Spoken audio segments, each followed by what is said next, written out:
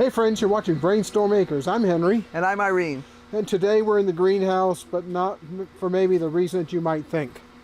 We want to do an actual physical comparison. We have a bunch of plants that were started, tomatoes all. Some of them were moved in here, some of them wound up in straw bales, and some of them wound up in dirt. And we're going to see where they all stand. The results are kind of interesting. Stay tuned and we'll show you what's going on.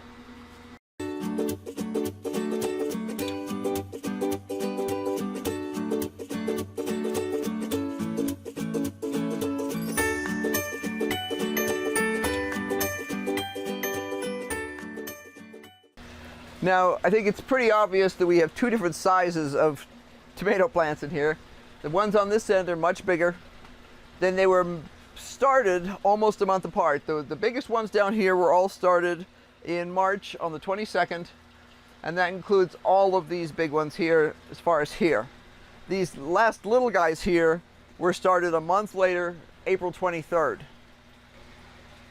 We wound up with some interesting differences, not just the size. I mean, you know, this is just age. But I've seen this before where plants that I planted, there were different varieties, had very different responses to the environment they were in. So, for instance, with the Pozzano, which is a paste tomato, if they were not happy, they produced tomatoes, but then the tomatoes wound up with blossom end rot. Amanda Orange over here, if it was not happy, it just plain dropped its blossoms. Didn't produce anything bad. The blossoms that did set have continued to grow into tomatoes, and they seem to be fine with no sign of blossom end rot.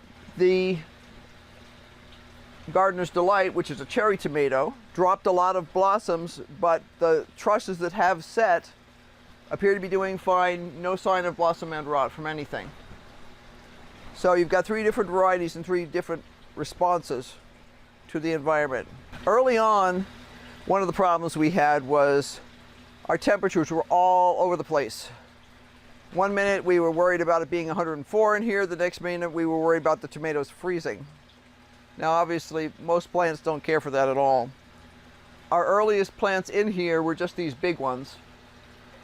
And one of our biggest problems was this hydroponic system itself.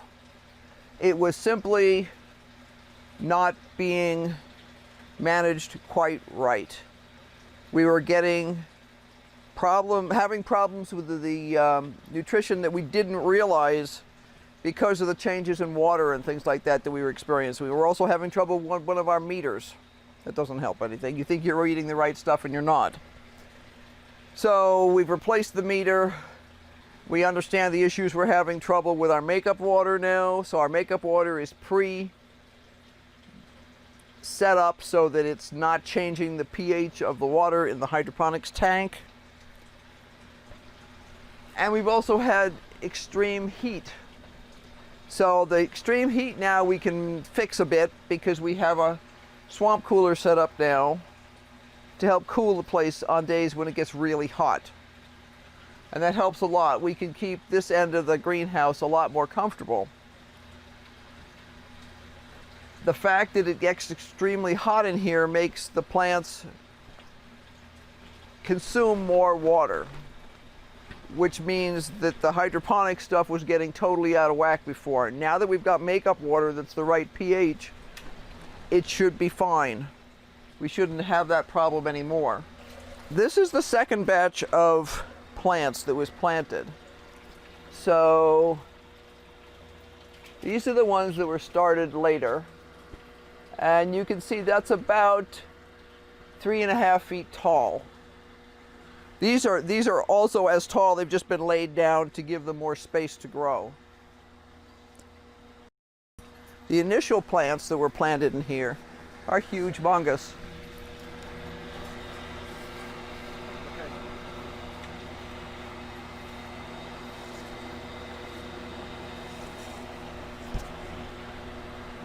Yeah, the initial plants that were planted in here a month earlier than these guys are about 6 feet tall. Some of the ones in the back may be a smidge taller. because this is Gardener's Delight, which actually tends to not grow quite as tall as Pozzano. And the ones at back that are actually now on the roof, which is really bad for them, I have to drop those. But that's the story of this year, is technical difficulties. But you can see, although we have our issues, although we've lost a bunch of fruit in here, we still do have a lot of fruit that has set properly, shows no sign of blossom end rot. On these, we actually have trusses that have set completely. This one has set all the way down to the end here. And the top ones are now starting to get ripe. They're not quite ripe yet. They'll soften a little bit more. We actually ate our first tomato this week from the garden off of one of these plants.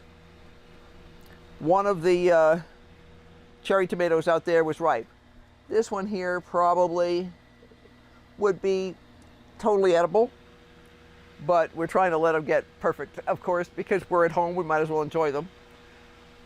None of the other tomatoes have ripened yet. None of the Pozzanos has even started to ripen in here. The Amanda orange has started to lighten a little bit, so it's not as dark green as it used to be, but still they're not showing any sign of ripening.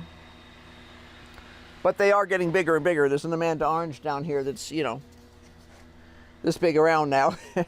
And there's some very heavy Pozzanos in the back here, big clumps of them. They're just not ripening.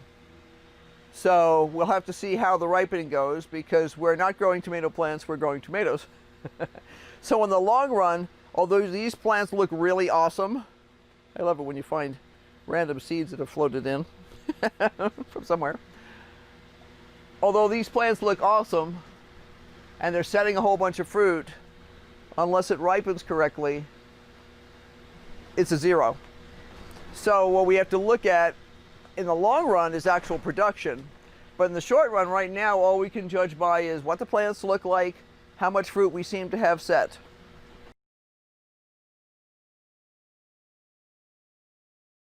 This one would have been started same time those short ones that are 3.5 feet tall. And this guy barely makes 18 inches. There's one Pozzano plant here. This was from the same batch that is 3.5 feet tall in the greenhouse. It is 18 inches tall. Now, to be fair, we planted the biggest, healthiest plants in the greenhouse. And the lesser plants came out here, but still, there's not a piece of fruit on there. Not even sort of. I don't think this is bloomed. If it has, it's lost its flowers. It's generally just not happy. And the other plants, of course, around it are squishing it now because everything's blowing over on top of it again. I just had this all straightened up yesterday and it's been knocked over by the wind again. And I'll get these things straightened up, and a couple of hours later they're knocked down again. But that's about it. I mean, it's tiny. It looks green. It looks way better than the ones up in the other straw bales, because these straw bales are better conditioned. The insides of these are really, really happy. And some of the other plants are doing okay out here. Not wonderful, but okay.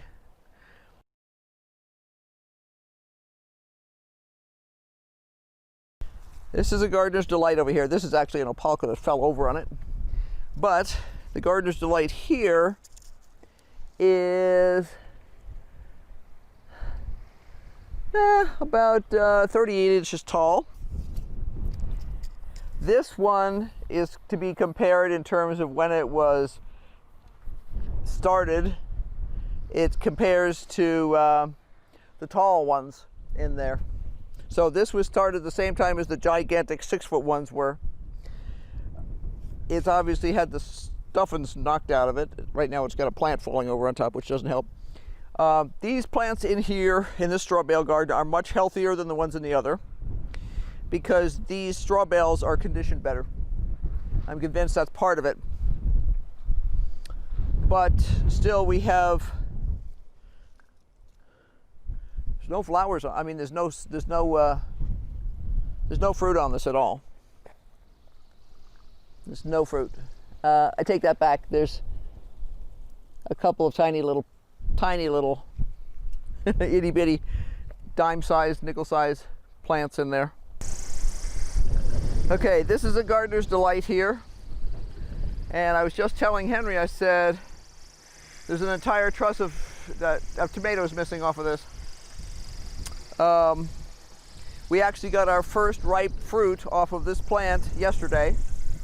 And there was an entire truss of mostly ripe fruit, which is now gone. And that's one of the problems of being in the, we had to go to town today for some stuff, and there was nobody here to defend the yard, so the squirrels came in. This plant here is also a gardener's delight. It's doing okay in terms of setting fruit. It's got nothing like the big trusses that we have in the greenhouse, but it has some smaller trusses with healthy looking fruit on it that are starting to ripen. But I'm going to have to sit out here with a shotgun in order to get them, because that squirrel's going to come around again. Anyway, we were discussing balancing eggs. Well, it's a matter of what we each like to eat. I'm very much in favor of growing all of our tomatoes inside the greenhouse next year, just because it's an environment that we can control very well now, as long as we have enough water. Right. We have the cooler in there. It works well. It works very well. Yeah. It helps keep down the amount of water that the plants transpire. On the other hand, the water goes into the cooler.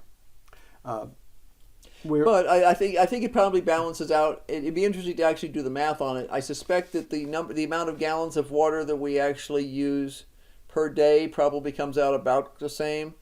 But the plants are not transpiring as much, which means you're not affecting the concentration of the nutrient solution as much. It's not getting quite the swings. Yes.